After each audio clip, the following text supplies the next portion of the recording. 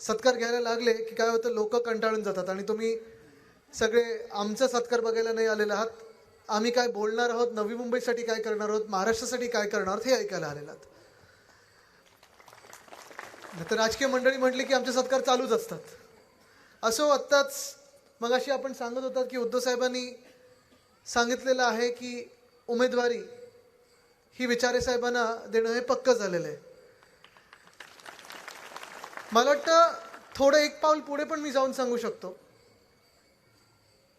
की नुसतं उमेदवारी नाही तर ह्या पूर्ण मतदारसंघाने ठरवलेलं विचारे साहेब की पुन्हा एकदा हॅट्रिक करायची आणि तुम्हाला दिल्लीला पाठवायचं म्हणजे पाठवायचंच. आता मी तिकीट जाहीर केलं असं सांगू नका, ना तर माझ्या पक्षात प्रॉब्लेम होतील, माझं तिकीट धोक्यात येईल.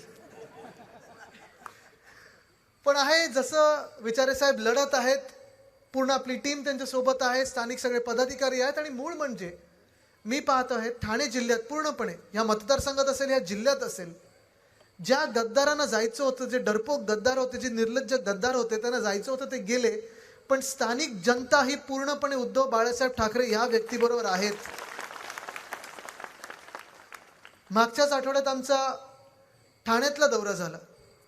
तिथे देखील 4 चौकसभा झाल्या आणि 4ही चौकसभेच्या मधोमध काही काही ठिकाणी स्वागत होती, काही काही 1-2 ठिकाणी रोड शो झाले. आणि साधारणपणे रोड शो असला किंवा बाईक रॅली असली किंवा मोठं स्वागत असलं की माझी धाकधूक थोडी वाढायला लागते.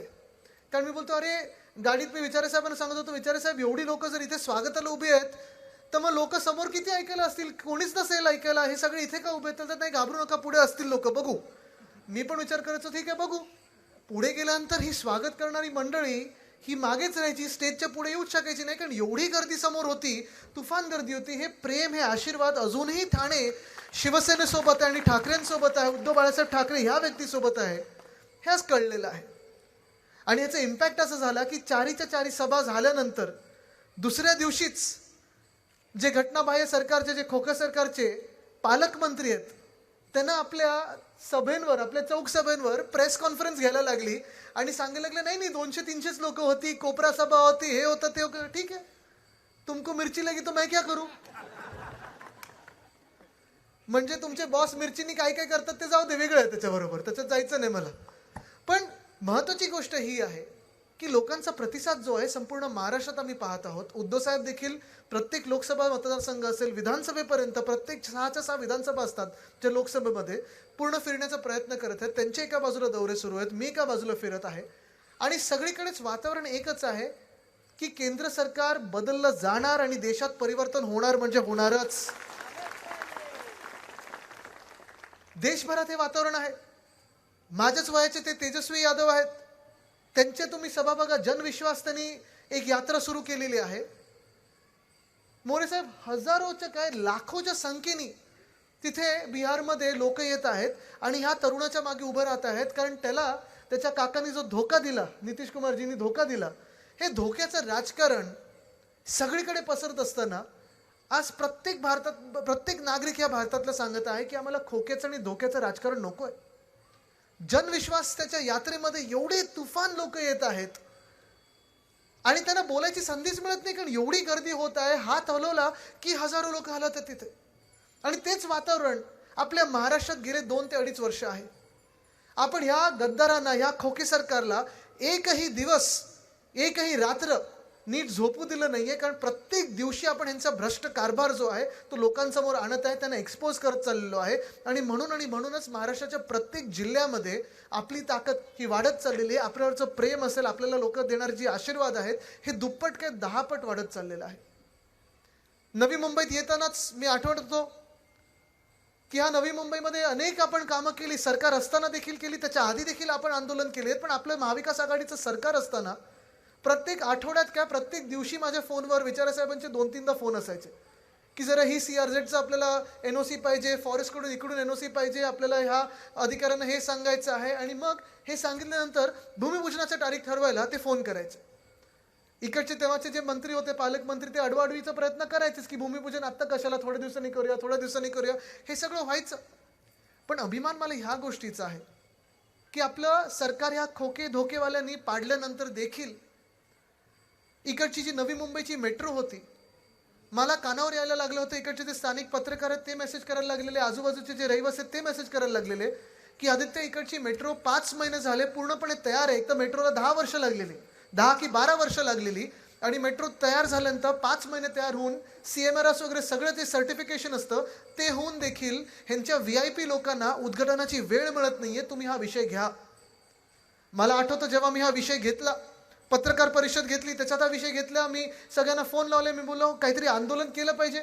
नुसतं मी त्यांना विनंती केली की जाऊन उद्घाटन वगैरे करू नका, कारण काय पुलाचं वगैरे आपण उद्घाटन करू शकतो, ते बॅरिकेड हलवले की गाड्या सुरू होतात. मी म्हणलो तुम्हाला मेट्रो कोणाला चालवता येत नाही, ती पुढे मागे कशी करायची आपल्याला माहिती नाही, आपल्याला माहिती आहे उद्घाटन कसं करायचं किंवा आंदोलन कसं करायचं. म्हणलो कृपा करून उद्घाटन वगैरे करू नका, पण लोकांची सह्यांची मोहीम घ्या. आणि अक्षरशः तुम्हाला सांगतो, त्यांना 5व्या दिवशी या घटनाबाह्य सरकारला जाहीर करायला लागलं की आम्ही उद्घाटन करणार नाही, आम्ही लोकांसाठी हे खुलं करतो. ही खूप मोठी ताकद आहे, ही जनतेची ताकद आहे, ही लोकांची ताकद आहे. तसं पाहायला गेलं तर हे भाजप प्रणित खोके सरकारच्या मागे केंद्र सरकार आहे, त्यांचे मित्र पक्ष जे आहेत ED, IT, CBI हे पण आहे. सगळे खोके धोके एकत्र महाशक्ती म्हणून बसल्यानंतर देखील जनतेसमोर आपण आपल्या ताकदीने त्यांना वाकवलेलं आहे आणि नवी मुंबईच्या आपण मेट्रोचं काम हे सुरू केलेलं आहे, नवी मुंबईच्या मेट्रोचं उद्घाटन केलेलं आहे. आणि मग मला आठवतं ते झाल्यानंतर विचारे साहेब, मी एक वरिष्ठ अधिकारी आहेत, त्यांची बदली झाली अर्थात, पण ते जेव्हा सिडकोत होते तेव्हा पण त्यांनी खूप काम केलं. आपलं सरकार असताना माझ्याबरोबर पाठपुरावा करायचे, ते नवी मुंबईच्या मेट्रोबद्दल मला अपडेट द्यायचे. त्यांची बदली झाली, ते दुसरीकडे गेले. पण त्या 1-2 लोकांना मी फोन केला, कारण अधिकारी असतात, कुठच्याही सरकारमध्ये असले, पोलिसातले असतील किंवा आपले IASचे असतील, ते त्यांचं काम नीट करत असतात. मी त्यांना फोन केला, मी म्हणलो अभिनंदन, तुमचं काम चांगलं झालं, उद्घाटन झालं, उद्घाटन व्हायचं बाकी होतं पण तुम्ही खुलं तर केलं त्या सिडकोनी, चांगलं झालं. त्यांनी मला ह्या शब्दात सांगितलं की आदित्यजी, जर तुम्ही पाठपुरावा केला नसतात आणि हा विषय घेतला नसता तर याचं उद्घाटन पुढचे 3 महिने पण झालं नसतं, 3 महिने पण झालं नसतं, पण आपण ते करून घेतलं. असंच अजून एक उदाहरण तुम्हाला द्यायचं झालं तर आपलं दिघा रेल्वे स्टेशन, तुम्हाला आठवत असेल, अनेक लोक आपण तिथे आंदोलनाला आले असाल. ते पण मी हे ना तेच सांगितलेलं विचारे साहेबांना, मी बोललो उद्घाटन करू नका, आपल्याला रेल्वे चालवता येत नाही, पण आपल्याला तिथे जाऊन आंदोलन करायचं, लोकांचे डोळे उघडायचे. पत्रकारांना आपण घेऊन गेलो, आपण स्थानिक जनतेला तिथे घेऊन गेलो, आणि मी हैराण झालो तिथे जाऊन की 9 महिने हे railway station, Digha railway station पूर्णपणे तयार होतं. हे असे जसे लाईट लागलेत नाही, ते दिवे लागलेत ना, प्रत्येक ट्यूबलाईट रोज रात्री चालू करायचे, प्रत्येक पंखा चालू करायचे. बिल कोण भरतंय आपल्याला माहित नाही, आपल्या खिशातून जातंय. बिल कोणाला भरतंय, कुठची प्रायव्हेट एजन्सी आपल्याला माहित नाही, पण आपल्या खिशातून घेते. कॉन्ट्रॅक्टर नेमलेले आहेत, स्वच्छता सुरू आहे, पण ट्रेन काय तिथे थांबायची नाही. का तर ह्यांच्या केंद्र सरकारच्या VIP लोकांना किंवा ह्यांच्या राज्य सरकारच्या VIP लोकांना दिघा रेल्वे स्टेशनच्या उद्घाटनाची वेळच नव्हती मिळत, मुहूर्तच सापडत नव्हता. 9 महिने ते रेल्वे स्टेशन असंच्या असं पडलेलं होतं. ट्रेन तिथून येऊन पुढे जायची पण थांबायची नाही, कारण तिथे उद्घाटन झालं नव्हतं. आपण आलो तिथे, पत्रकारांना मी आत घेऊन गेलो, तिकडचे जे स्थानिक इंजिनियर वगैरे होते त्यांनी मला पूर्ण प्लॅन दाखवला. त्याच्या एलिव्हेटर वगैरे होतं, एस्केलेटर, त्याला गंज चढायला लागला होता, धूळ बसायला लागली होती, पण उद्घाटनाचा जो मुहूर्त मिळत नव्हता. आपण तिथे गेल्यानंतर, आंदोलन केल्यानंतर, तिकडे सह्यांची मोहीम घेतल्यानंतर, जनतेची ताकद बघितल्यानंतर ह्या केंद्र सरकारला आणि खोके सरकारला दिघा रेल्वे स्टेशनचं उद्घाटन करायला लागलं. ही आपली ताकद आहे, ही आपली ताकद आहे. कितीही मोठी महाशक्ती आपल्या समोर असो, पण जनतेची जी ताकद आहे ना, ती आपल्या मनगटात असते. आणि असंच जर सरकार प्रामाणिक असलं, सरकार जनतेचं असलं, तर कोणी किती समोर आपले उभं राहो, आपण त्याला वाकवू शकतो. आणि वाकवायचं काही उगाच मजा मस्करी करण्यासाठी वाकवायचं नाही, पण जनतेची कामं नीट झाली पाहिजेत, आपली शहरं नीट राहिली पाहिजेत, आपलं राज्याचं हित बघायचं असेल तर हे आपल्याला भूमिका काही काही वेळेला घ्यायला लागते. मला आठवतं ह्या ज्या परिसरात मी आलेलो आहे, मला वाटतं ह्याला सीवूड बोलतात, बरोबर. मी मंत्री झाल्यानंतर इथे एक ग्रुप आहे, त्यांनी मला मला वाटतं मॅरेथॉन वगैरेसाठी बोलवलं होतं, आणि फ्लेमिंगोचे मला त्यांनी ठराविक असे काही कप्स वगैरे डिझाईन दिले होते. आणि त्यांनी माझ्या डोळ्यासमोर हा विषय आणला, माझ्या नजरेसमोर आणला हा विषय, की इथे सीवूड कॉम्प्लेक्समध्ये 5 पाकिटांमध्ये ABCDE असे त्या 5 काही भूखंड पाडले होते त्यांनी, आणि मागच्या सरकारने बिल्डिंग्स पण बांधायच्या आणि गोल्फ कोर्स करायचं असा प्रस्ताव दिला होता. जे कोणी बिल्डर होते त्यांनी एका मोठ्या कंपनीला विकलं होतं. ती कंपनी मला प्रत्येक आठवड्यातून भेटायची की आदित्य जी कुछ करो, काम आगे नहीं जा रहा है, हमने पैसा डाला, हमने पैसा डाला. मी त्यांना बोललो ठीक आहे, तुम्ही पैसा डालाय, पण आमचं तुम्ही जे शहर आहे ते पाण्यात टाकता त्याच्याबद्दल काय.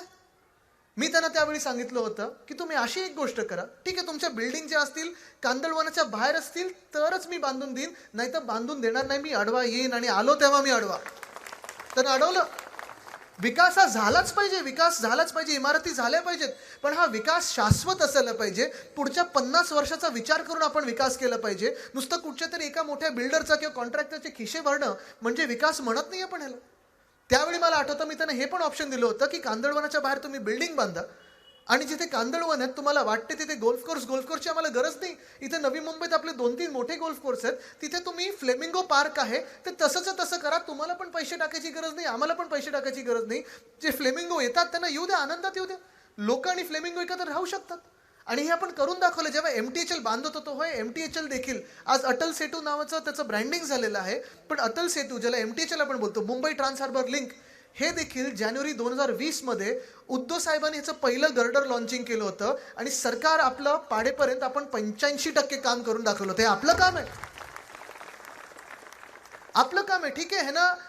तिथे देखील 3 महिने लागले होते. मी जेव्हा पत्रकार परिषद घ्यायला लागलो आणि मी धमकी दिली की तुम्ही जर 15 जानेवारीपर्यंत उद्घाटन केलं नाही तर आम्ही जाऊन करू, तेव्हा आहे ना 12 जानेवारीचा मुहूर्त सापडला आणि उद्घाटन यांचं करायला लागलं.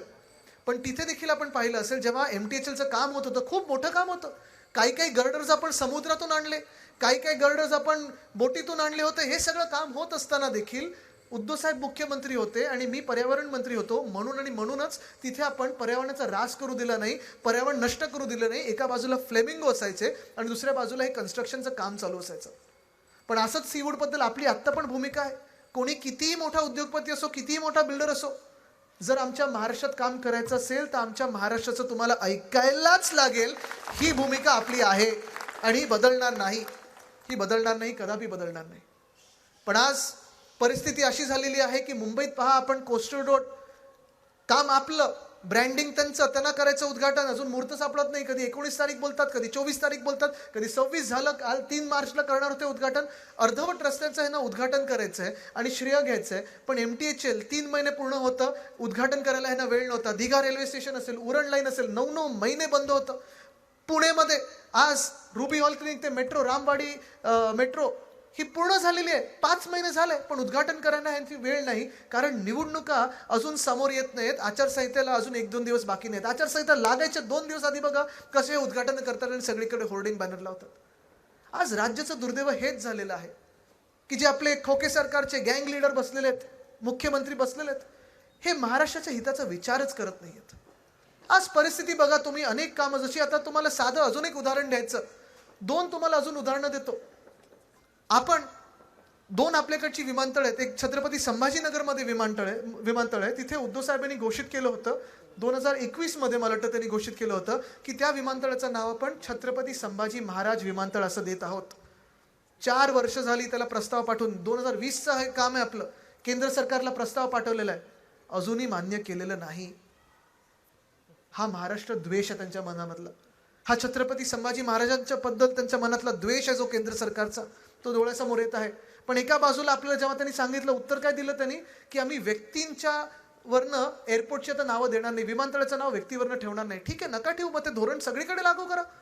गोव्यामध्ये जे मोपा एअरपोर्ट आहे तिथे भाजपचे जे कार्यकर्ते होते आणि एक मुख्यमंत्री होते मनोहर पर्रिकर साहेब, त्यांचं नाव तुम्ही तिथे गोवा एअरपोर्टला दिलं, आनंदाची गोष्ट द्या. मग आमच्या छत्रपती संभाजी महाराजांचं नाव तुम्ही छत्रपती संभाजीनगरच्या विमानतळाला का नाही दिलं? आत्ताच अयोध्येमधलं एअरपोर्ट जे आहे महर्षी वाल्मिकी एअरपोर्ट असं त्यांनी दिलेलं आहे, मागच्या महिन्यात दिलेलं नाव. मग 3 वर्षापूर्वी आपण इकडच्या नवी मुंबईचं विमानतळाचं नाव श्री दिबा पाटील एअरपोर्ट, इंटरनॅशनल एअरपोर्ट हे जे दिलेलं होतं ते अजून केंद्र सरकारने मान्य केलेलं नाहीये. म्हणजे विष बघा कसं पेरतात. त्यावेळी आंदोलन पुढे दिसत होते, नाव द्या नाव द्या, कारण का त्यांचं सरकार नव्हतं. पण आपल्या सरकारने नाव दिल्यानंतर त्यांनी सरकार आपलं पाडलं.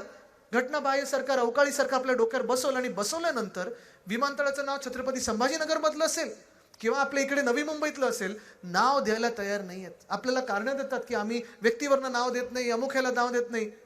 मग बरोबर तुम्हाला जिथे द्यायचे आहेत नाव तिथे कशी देता?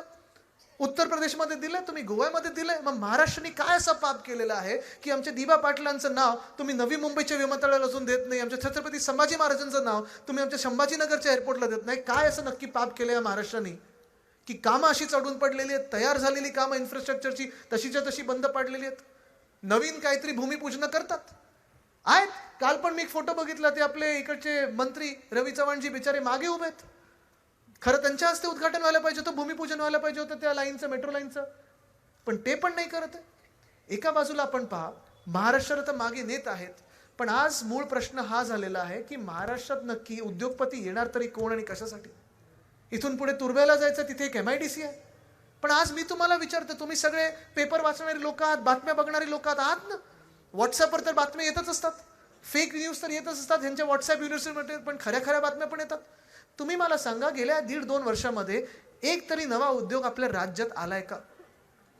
एक तरी नवा रोजगार आपल्या राज्यात आलाय का? नाही आलाय.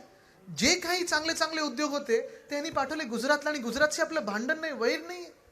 माझी भूमिका हीच आहे, नेहमी असते की जे काही त्यांचं आहे ते त्यांना मिळालं पाहिजे. गुजरातला मिळालं पाहिजे, आसामला मिळालं पाहिजे, UPला मिळालं पाहिजे, बिहारला मिळालं पाहिजे, केरळला मिळालं पाहिजे, तेलंगणाला मिळालं पाहिजे. पण आपल्या हक्काचं जे आहे, जेव्हा इथून पाठवलं जातं दुसऱ्या राज्यांमध्ये, तिथे मला राग येतो. जानेवारीमध्ये आपण ह्याच राज्यांनी ठरवलं होतं, ह्यांच्याच उद्योग खात्याने ठरवलं होतं की आम्ही मॅग्नेटिक महाराष्ट्र करू. मॅग्नेटिक महाराष्ट्रामध्ये त्यांनी विचार केला होता की आपल्याकडे गुंतवणूक येईल, पण तेव्हा केंद्र सरकारने यांना सांगितलं व्हायब्रंट गुजरात चालू आहे जानेवारीमध्ये, तुम्ही तुमचं मॅग्नेटिक महाराष्ट्र करायचं नाही. ह्या उलट तुम्ही तुमचा स्टॉल जो आहे तो व्हायब्रंट गुजरातमध्ये जाऊन 14 लाख रुपये भरा आणि तिथे नवीन स्टॉल लावा, पण तुमच्याकडे तुम्ही उद्योगपत्यांचं कन्व्हेन्शन करायचं नाही. फेब्रुवारीमध्ये करणार होतो आपण, पण उत्तर प्रदेशने त्यांचं कन्व्हेन्शन केलं, सगळ्या उद्योगपत्यांना त्यांनी बोलून घेतलं. आपल्याकडे तसं झालंच नाही. आणि मग आपल्याला काय टोपी लावतात हे खोके सरकारवाले, की बघा आम्ही 3.25 लाख कोटीची गुंतवणूक डायव्हॉर्समधून आणली. ठीक आहे हो, ती दिसत तर नाही, जे तुमचे आकडे ते खोटे आहेतच, मी सिद्ध करून दाखवलेत. पण त्याही उलट गुजरातनी त्याच वेळी 26 लाख कोटीची गुंतवणूक जाहीर केली. 26 लाख कोटी. कुठे 26 लाख कोटी आणि कुठे तुमचे 3 लाख कोटी? त्याच्यात खरे उद्योग किती आहेत हे पण माहीत नाही. आपलं जे आर्थिक जे काउन्सिल आहे, इकॉनॉमिक काउन्सिल, त्याचे जे अध्यक्ष आहेत, त्यांनी देखील गुजरातमध्ये जाऊन 70,000 कोटीची गुंतवणूक जाहीर केलेली आहे, पण आपल्याकडे 1 रुपया त्यांनी नवा दिलेला नाही. ही अशी सगळी फसवणूक चाललेली आहे.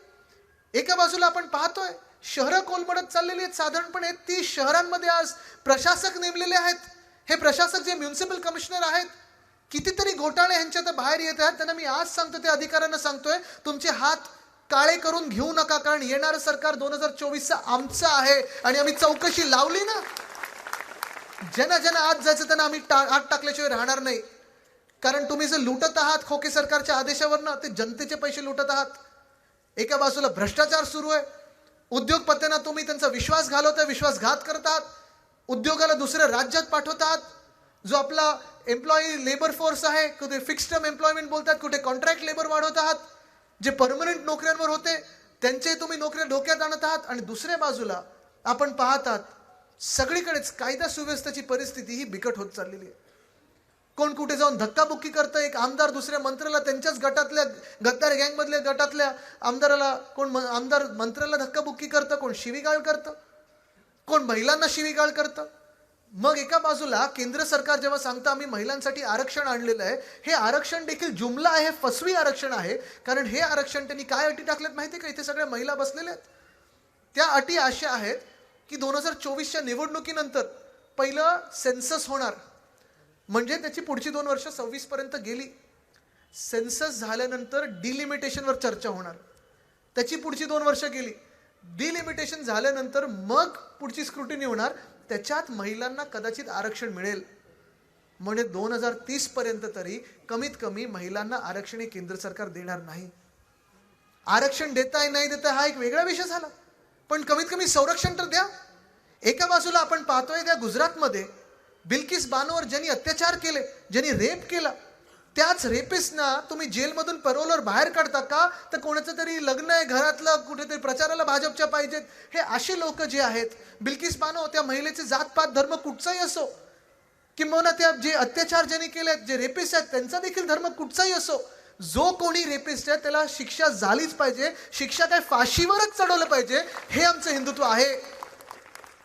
आज रामराज्याबद्दल जेव्हा बोलतो, जेव्हा आपण अयोध्येच्या राम मंदिराबद्दल बोलतो, तेव्हा जेव्हा आपल्याला राम राज्य आणायचं असेल, भगवान श्रीराम हे मर्यादा पुरुषोत्तम होते.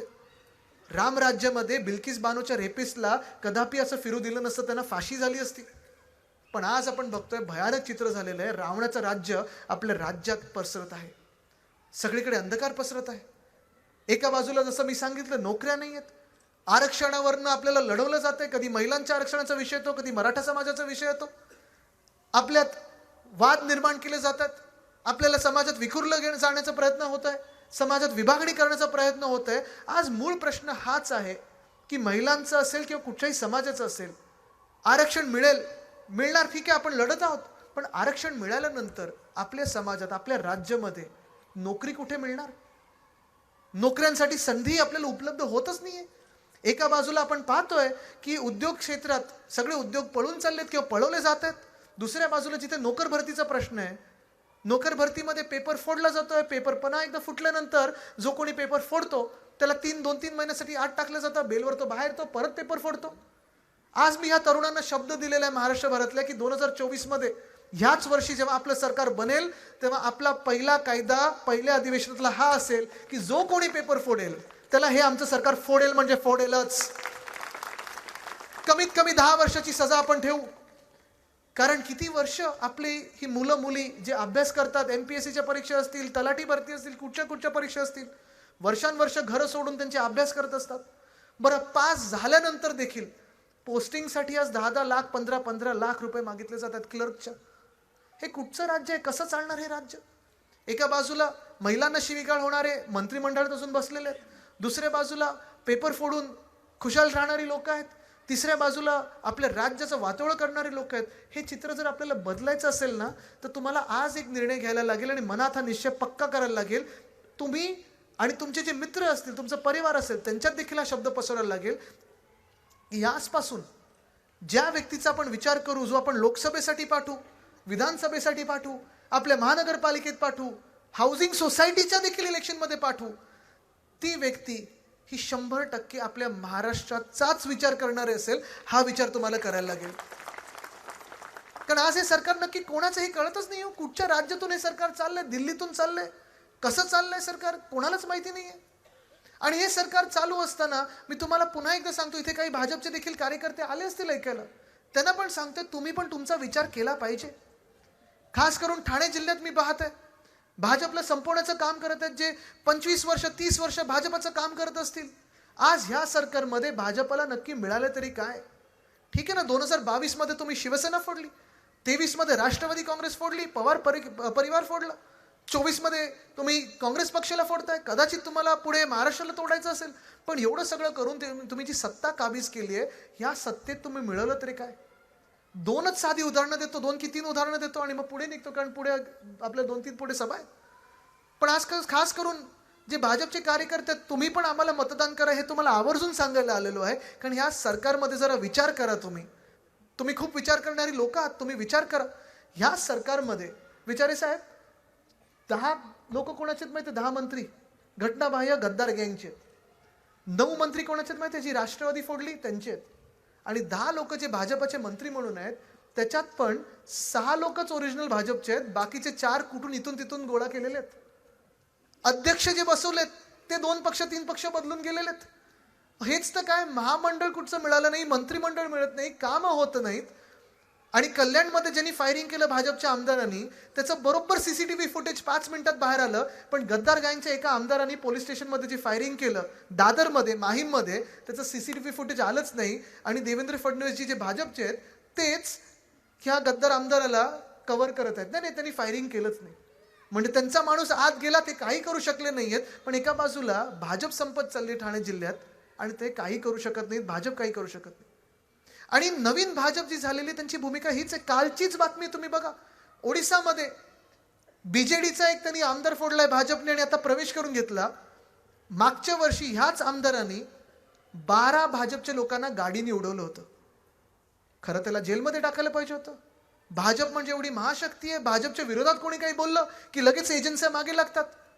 पण ज्या कार्यकर्त्यांना उडवलं त्यांची पर्वा न करता काल त्याच आमदारांनी BJP मध्ये प्रवेश करून घेतला. कदाचित तो मंत्री पण बनेल.